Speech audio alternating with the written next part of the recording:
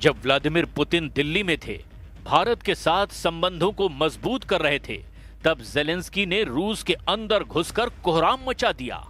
Ukraine ने रूस के ऐसे ऐसे अड्डों पर शिकार किया जहां से पुतिन की फोर्स अटैक लॉन्च करती रही है। 3 दिन के अंदर यूक्रेन ने रूस में घुसकर 30 बड़े हमले किए, या यूं कहें कि 30 सर्जिकल स्ट्राइक की है। 2026 से पहले यूक्रेन ने दिसंबर में ही दहलाकर बता दिया कि यूक्रेन झुकेगा नहीं, डरेगा नहीं, लड़ता रहेगा। यूक्रेन ने तो थर्मल वीडियो जारी किया है और उसमें देखा जा सकता है कि पहले कैसे रूस के रडार को टारगेट किया गया। यह है डोम नुमा कास्टा 2E2 रडार स्टेशन। यहां टकराए जेलेंस्की के ड्रोन, ओरियन यूएवी भी उड़ा डाला। ये निगरानी करता है और बम भी गिराता है। ये है पोदलेट रडार। ये S-300 और S-400 एयर डिफेंस सिस्टम का ही हिस्सा होता है। यूक्रेन का ड्रोन रूस की सेना के उराल ट्रक पर भी टूट पड़ा है और आखिर में रूस के पुराने लेकिन बहुत ही कामयाब बॉम्बर विमान सुखोई 24 पर अटैक हो जाता है। व्लादिमीर जेलेंस्की ने अपनी सेना का हौसला बढ़ाने की कोई कसर नहीं छोड़ी है। यूक्रेन में सेना दिवस के दिन जेलेंस्की ने नई कसम खाई। जेलेंस्की ने कहा कि यूक्रेन एक एक हमले का बदला लेगा।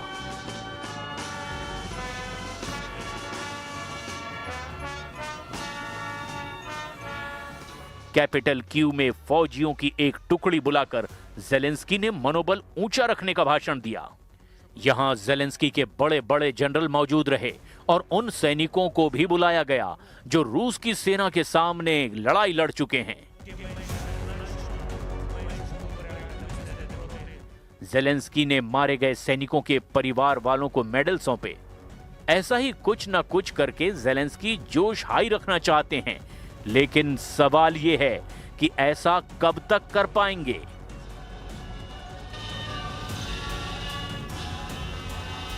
Просто немає нікого у світі, хто міг би дозволити собі не зважати на нас, на нашу державу. І навіть ті у світі, хто все ще не вірить в Україну, або просто недостатньо знає про нашу державу, все одно змушені рахуватись із тим, як відреагує Україна. इसके बाद जेलेंस्की मिलिट्री हॉस्पिटल गए और उन सैनिकों से मिले जो बहुत बड़े जख्मों के साथ फ्रंट से वापस लौट आए। रूस के हमलों में इनकी जान किसी तरह से बच गई और अब जेलेंस्की ने इन्हें बहादुरी के मेडल खुद जाकर सौंपे। यानी जेलेंस्की अपनी फौज की हिम्मत को टूटने नहीं देना चाहते। वो इनकी बहादुरी के किस्से लंदन से लेकर वॉशिंगटन डीसी तक वायरल करना चाहते हैं।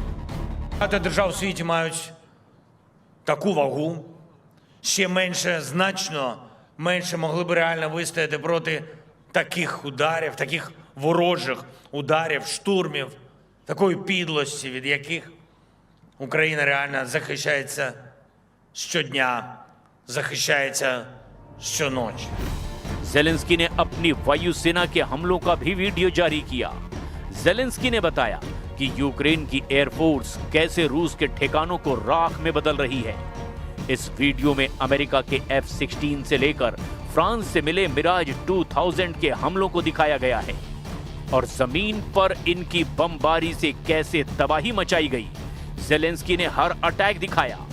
50 सेकंड के इस वीडियो में यूक्रेन की फायर पावर दिखाकर जेलेंस्की बता रहे हैं कि 2026 का युद्ध अब और ज्यादा खतरनाक होगा। यूक्रेन के पास अभी 100 से कुछ ज्यादा लड़ाकू विमान हैं, जिनमें तो करीब 70 मल्टी रोल फाइटर हैं, जैसे MiG-29, सुखोई 27, F-16 और मिराज 2000, जबकि यूक्रेन के पास 30 से 35 सुखोई 25 हैं, जो ग्राउंड अटैक रोल में काम आते हैं। यूक्रेन की एयरफोर्स इसीलिए एक्टिव हो रही है क्योंकि उसने 3 दिन के अंदर ही रूस के कई एयर डिफेंस सिस्टम को उड़ा डाला है। यूक्रेन के F-16 से लेकर उसके MiG-29 तक हर फाइटर जेट ज्यादा से ज्यादा मिशन में शामिल हो रहे हैं। जेलेंस्की के ड्रोन अटैक का एक और वीडियो देखिए। इसमें जेलेंस्की की नेमेसिस रेजिमेंट ने क्या किया, जरा वो भी देखिए। वॉर जोन में रूस के कई एयर डिफेंस सिस्टम को टारगेट किया गया। यूक्रेन की ड्रोन फोर्स ने बुक M1 को उड़ा डाला। यूक्रेन की ड्रोन फोर्स ने बुक M2 को तबाह कर दिया और शॉर्ट रेंज वाले एयर डिफेंस सिस्टम टोर M2 के भी परखच्चे उड़ा दिए। जेलेंस्की अब इस युद्ध में अपनी सेना का वीडियो वाला प्रमोशन इसीलिए कर रहे हैं क्योंकि पोक्रोवस्क में उनकी फौज ने बहुत बुरी मात खाई है।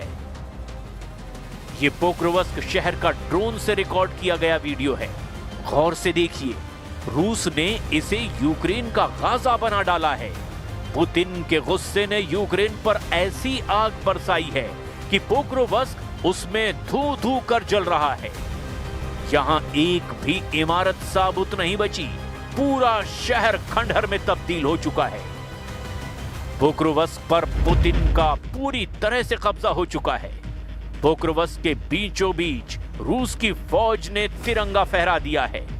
कोहरे से ढका यूक्रेन का ये पूर्वी शहर पुतिन का सबसे ताजा शिकार बना है। पोक्रोवस्क की जीत का ऐलान खुद पुतिन कर चुके हैं और वो भी फौज की वर्दी पहनकर। पुतिन ने अब दुनिया को अपना युद्ध वाला फॉर्मूला बता दिया है। पुतिन का जंगी फॉर्मूला साफ है। अगर जेलेंस्की ने सरेंडर नहीं किया तो यूक्रेन हाफ होगा और यूरोप पूरा साफ होगा।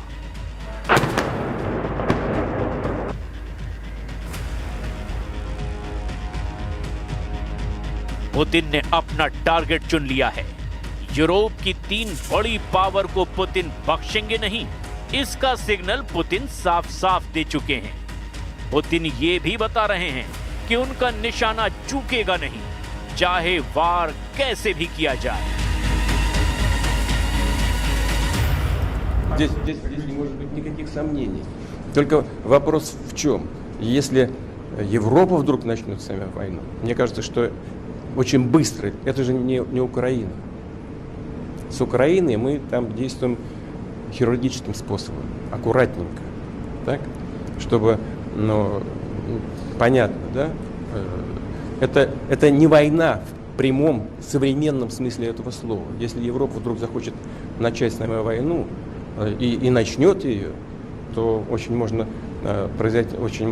может быстро произойти ситуация, при которой нам не с кем будет договариваться. कैपिटल क्यू में जब भी हमले का अलार्म बजा है, लोग करीब के मेट्रो स्टेशन का रुख कर लेते हैं। यहाँ अंडरग्राउंड मेट्रो को सुरक्षित बंकर के तौर पर इस्तेमाल करने की बात आम हो चुकी है। सैकड़ों हजारों लोग इसी तरह यूक्रेन में खुद को बचाने की कोशिश करते हैं। तेतियाना यहाँ अपने पालतू कुत्तों के साथ आसरा लेने को मजबूर है क्योंकि क्यू के आसमान में रूस के ड्रोन कोहराम मचा रहे हैं। Просто не зупиниться, доки нас не знищить. Це моя думка. І я думаю, що це так і буде. В її планах знищити нас як націю. Пускаємось кожного разу. Тому оскільки ми і до цього, оскільки у нас стався приліт в будинку, ми втратили квартиру. І тому ми зараз постійно, як тільки тривога, ми спускаємось в метро. यूक्रेन में ऐसे हमले देखकर कोई भी दहल जाए, लेकिन झटके पुतिन को भी लगे हैं। रूस के लिए भी ये युद्ध आसान नहीं रहा और पुतिन की बातों से तो ये साफ जाहिर हो चुका है। पुतिन ने कहा कि रूस ने अब अपनी अर्थव्यवस्था को और पूरे देश को काफी हद तक युद्ध के हिसाब से ढाल लिया है। वैसे रूस में कुछ ऐसा ही दूसरे विश्व युद्ध के दौरान भी किया गया था। ऐसे में पुतिन के इरादे कितने खतरनाक हैं, ये सोचकर उनके विरोधी जरूर घबरा रहे होंगे क्योंकि रूस में अब ज्यादा से ज्यादा सैनिकों की भर्ती की जा रही है। वहीं जेलेंस्की ने अपनी पोजीशन को और मजबूत करने के लिए अब अज़ोव लड़ाकों को सुपर एक्टिव कर दिया है। युद्ध को आगे बढ़ाने के लिए यूक्रेन के अज़ोव लड़ाकों का वीडियो भी जरा देखिए। यूक्रेन का तोपखाना किस तरह रूस की पोजीशन पर अटैक कर रहा है और यही दिखाना जेलेंस्की का मकसद है। डोनेस्क के मोर्चे पर लड़ रही अज़ोव फोर्स की शुरुआत 2014 में एक बटालियन लेवल पर हुई और फिर ये ब्रिगेड साइज की फोर्स बनी और अब कोर साइज की फॉर्मेशन बन चुकी है। यूक्रेन नेशनल गार्ड्स के तहत लड़ने वाली इस फोर्स को पुतिन यूक्रेन के अंदर अपना सबसे बड़ा दुश्मन मानते हैं। इनमें 30 से 50 हजार लड़ाके हैं जिन्हें ज़ेलेंस्की ने स्पेशल फोर्स का दर्जा दिया हुआ है। रूस का दावा है कि इसमें नाजी विचारधारा वाले लड़ाके हैं जो पूरे यूरोप से इकट्ठा होकर यूक्रेन के लिए लड़ रहे हैं। ज़ेलेंस्की जानते हैं कि उन्हें झुकाने की कोशिश लगातार जारी है और पुतिन की तरफ से दबाव ऐसा है जिसके आगे ट्रंप डगमगा चुके हैं। यूरोप को लेकर पुतिन का गुस्सा अब रिकॉर्ड तोड़ता दिखाई दे रहा है।